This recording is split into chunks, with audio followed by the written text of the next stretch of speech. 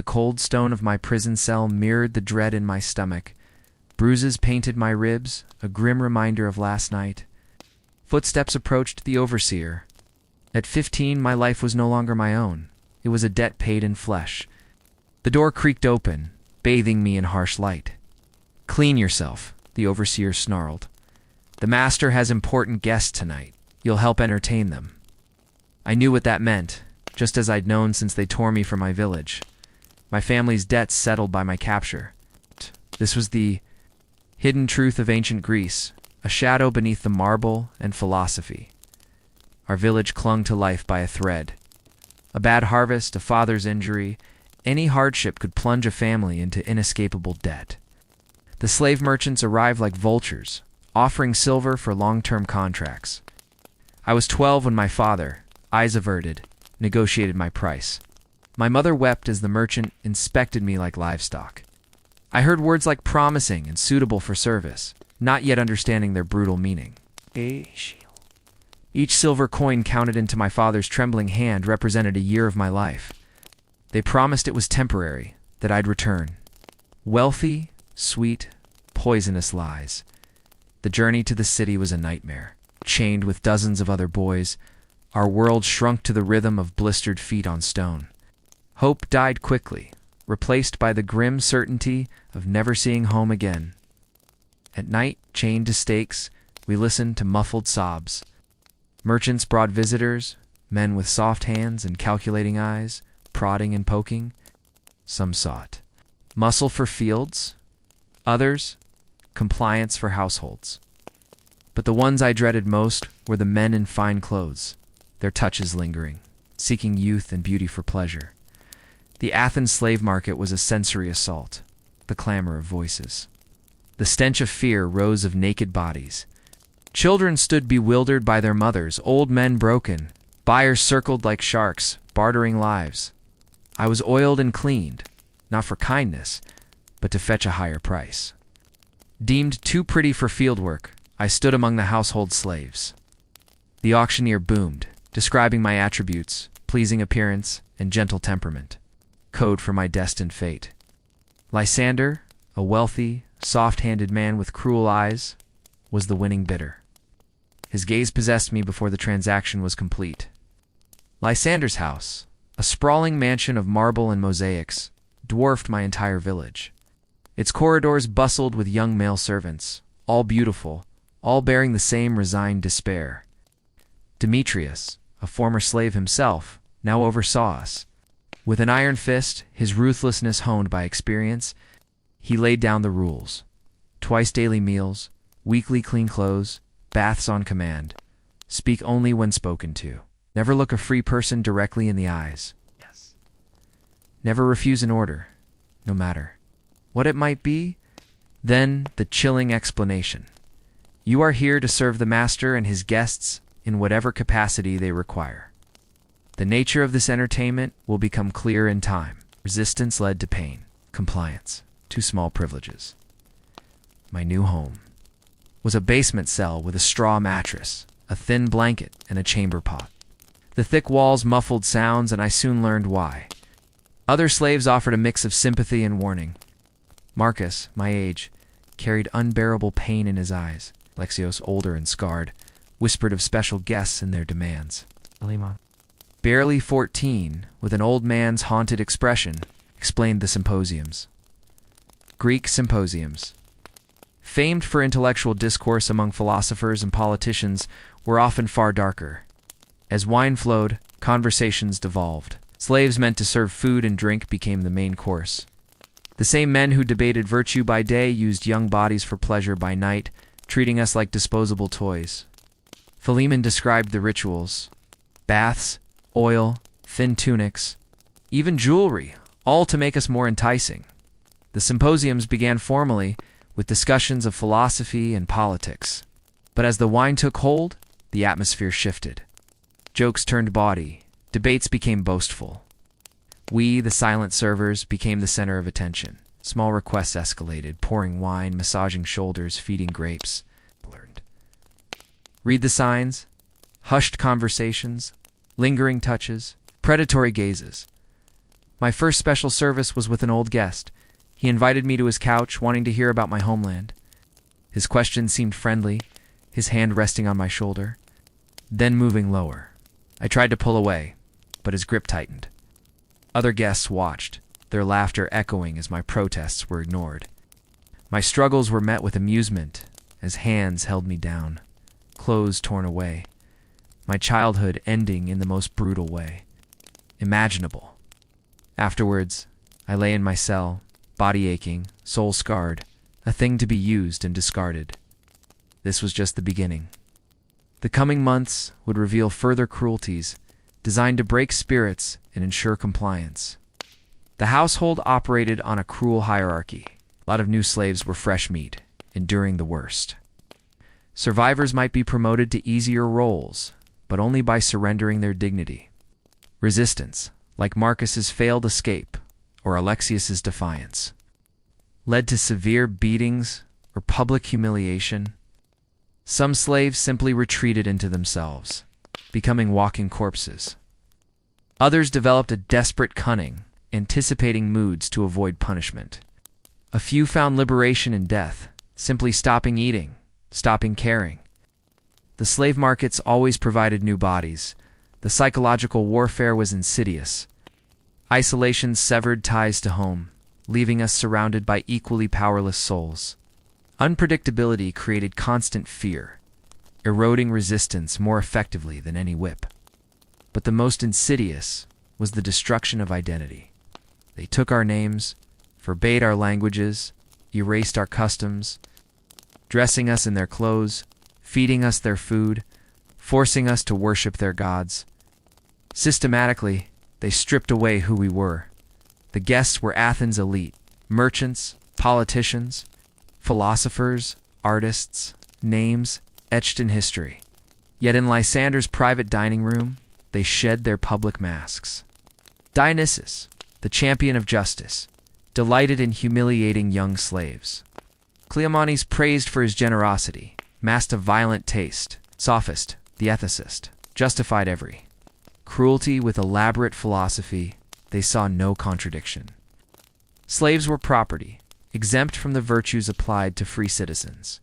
Their moral blindness permeated Greek society, where magnificent art and philosophy were built on vast, systematic human misery. As years passed, I perfected survival strategies. I read guests' moods, learned which behaviors earned small comforts, and mastered psychological absence, a compliant body, a retreating spirit. But each compromise eroded something essential, reinforcing my powerlessness. The laughing boy of the olive groves became a hollow-eyed ghost haunting his own body. My only family became the other slaves, bound by shared trauma. Ow. We communicated. In silent glances, sharing meager food, standing watch, holding each other through nightmares. Yet even these bonds were tainted. Competition for favor could turn friends into enemies. Nights in my cell, I tried to remember my mother's face. My father's laugh, but they faded, replaced by tormentors. My past was a distant dream, my present an endless nightmare. The physical abuse was constant, varied, and casual. A strike for boredom, a degrading act, demanded mid-poem. Silence was routine.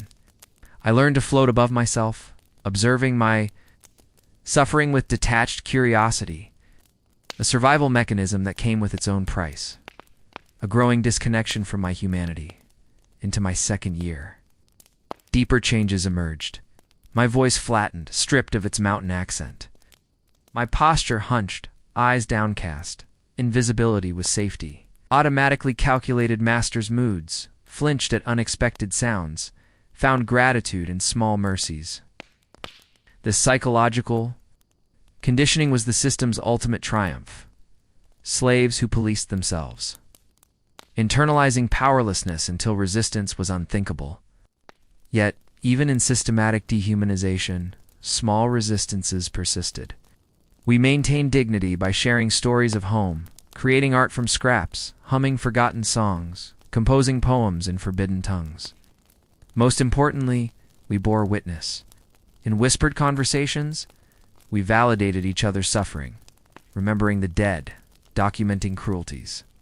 This bearing witness was an act of resistance, insisting on our humanity against the master's narrative. But it was dangerous.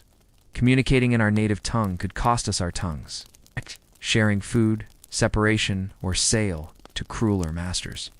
The beautiful house itself became a grotesque character, its elegance concealing unspeakable horrors.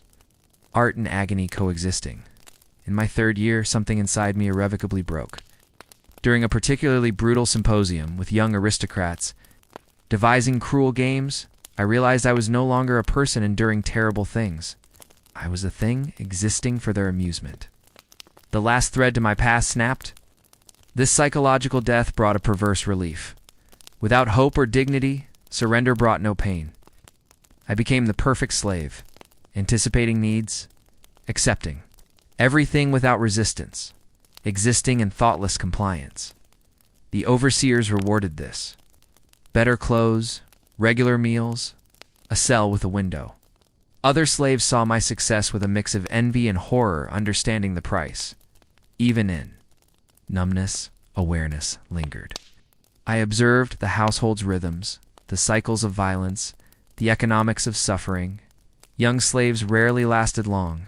They broke, aged, died, or were sold to mines. New, fresh bodies were always available. I sometimes accompanied Demetrius to the markets, a chilling example of proper training. I watched the terror in young faces, feeling nothing, offering technical assessments of their suitability. They looked at me with desperate hope, not realizing that survival and living were vastly different. Then, at a market, I saw a boy who mirrored my younger self. Same dark hair, frightened eyes, desperate search for kindness. Something stirred. Within me, a painful memory of what it felt like to be human. I staggered, claiming the heat. But the truth was more complex. A recognition that my stolen life had value, that the boy I once was deserved to be mourned. The boy was sold to another household, sparing me his transformation. But his image haunted me, bringing forbidden memories of home, a dangerous reminder that fragments of my original self still existed beneath the perfect slave. The choice came during a symposium where philosophers debated justice. I served wine, listening as they rationalized the natural suitability of slaves for servitude, or debated the influence of environment on virtue.